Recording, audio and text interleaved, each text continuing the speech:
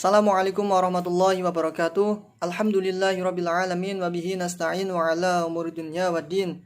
Wassalatu wassalamu ala asyrafil anbiya'i wal mursalin sayyidina wa maulana wa nabiyina Muhammadin la haula wala quwata illa billahil aliyil azim. Amma ba'du.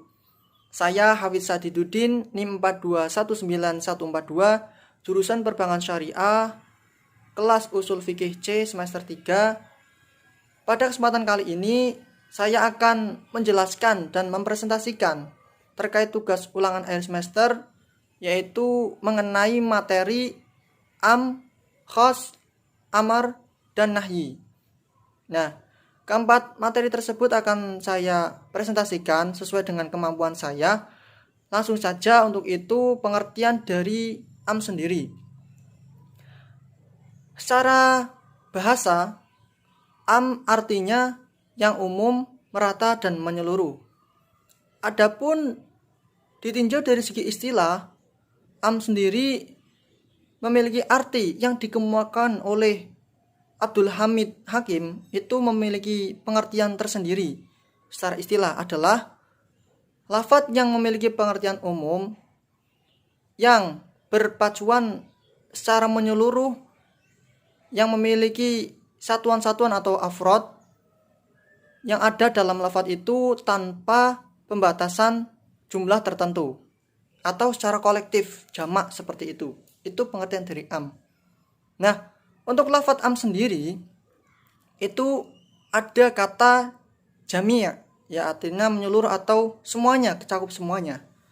Contoh dari lafadz jami' sendiri ya, akan saya bunyikan lafadznya seperti ini.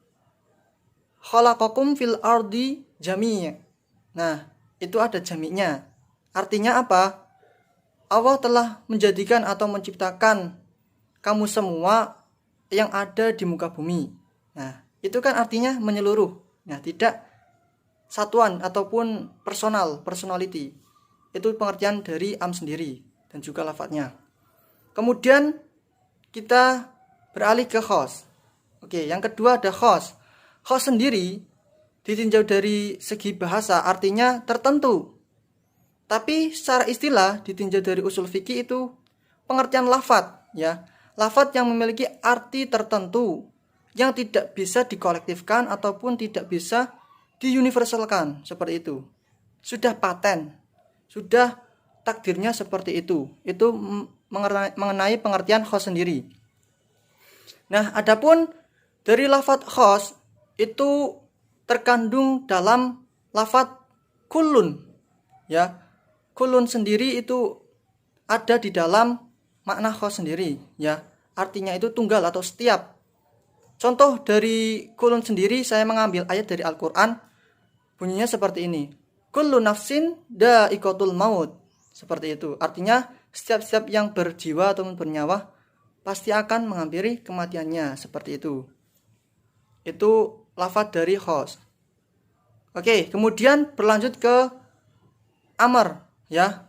Amar artinya suatu perintah untuk melakukan kebaikan yang dituturkan oleh orang yang sudah dewasa ilmunya ataupun ilmunya sudah tinggi, ya, yang diberikan kepada orang yang di bawahnya, seperti itu, atau tuntunan-tuntunan. Nah, perintah apakah itu? Perintah dari amar sendiri itu ya untuk menjalankan hal-hal yang baik yang dilakukan ataupun yang sudah diperintahkan oleh Allah Subhanahu wa taala. Ya, contohnya seperti menjalankan sholat, kemudian puasa, zakat, sedekah gitu. Itu hal-hal yang baik yang diperintahkan langsung oleh Allah Subhanahu wa taala. Itu pengertian dari amar atau perintah sendiri. Nah, dalam amar sendiri dari Al-Qur'an pun sudah menjelaskan, ya, dari surat surat Al-Baqarah ayat 183 yang berbunyi, ya ayyuhalladzina amanu kutiba alaikumusyamu kama kutiba alal ladzina min qablikum la'allakum tattaqun, seperti itu. Nah, di dalam ayat Al-Qur'an, ya, surat Al-Baqarah tadi itu menjelaskan atau memerintahkan untuk kita senantiasa orang-orang yang bertakwa untuk menjalankan puasa, karena kita seorang muslim, ya, orang yang beriman harus menjalankan puasa, apa yang sudah dituturkan dalam perintah Allah, yaitu yang sudah termaktub dalam Al-Quran surat Al-Baqarah ayat 183 tadi, seperti itu. Itu amar ya. Kemudian yang terakhir ada nahyi atau larangan. Larangan-larangan yang terkandung dalam pengertian ini ya, contohnya misalkan menghindari perbuatan-perbuatan yang keji, mungkar ya, zina, ya mencuri, yang tidak dituturkan di dalam Al-Quran. Itu termasuk nahyi, larangan. Seperti itu. Berarti kebalikan dari amar. Kalau amar itu perintah, kalau nahyi artinya larangan.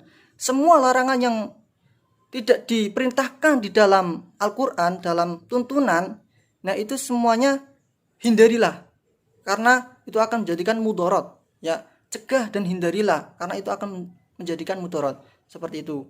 Itu dari pengertian nahyi sendiri. Adapun lafaz di dalam nahyi itu, contohnya haram, ha, ro dan mim, haram, artinya tidak boleh atau larangan, seperti itu. Nah, selain kegiatan, ya contoh mengambil dari kegiatan nahyi, larangan, itu biasa kita saksikan ya di dalam ilmu ekonomi, aktivitas ekonomi, kegiatan ekonomi itu yang sering kita dengar yaitu menghindari riba. Artinya maisir, goro dan riba. Itu termasuk larangan ya, larangan agama, larangan berekonomi secara syariah, secara Islam seperti itu. Nah, itu termasuk larangan. Karena kalau kita melakukan kegiatan riba tersebut dalam ekonomi, itu akan menjadikan haram, tidak berkah jualannya, tidak berkah dalam aktivitas kegiatan ekonominya, seperti itu. Itu contoh dari nahyi, larangan sendiri. Nah, mungkin itu saja presentasi dari saya mengenai tadi amar ya, mengenai tadi yang pertama am, khos, amar dan nahyi. Keempat materi itu sudah saya presentasikan ya. Semoga apa yang sudah saya sampaikan dapat bermanfaat bagi kita semua dan tentunya bisa menjadikan kita takwa ya, meningkatkan keimanan kita ya, meningkatkan rasa takwa kita kepada Allah Subhanahu wa taala. Mungkin itu saja, kurang lebihnya mohon maaf. Wallahul muwaffiq ila aqwamit thoriq. Wassalamualaikum warahmatullahi wabarakatuh.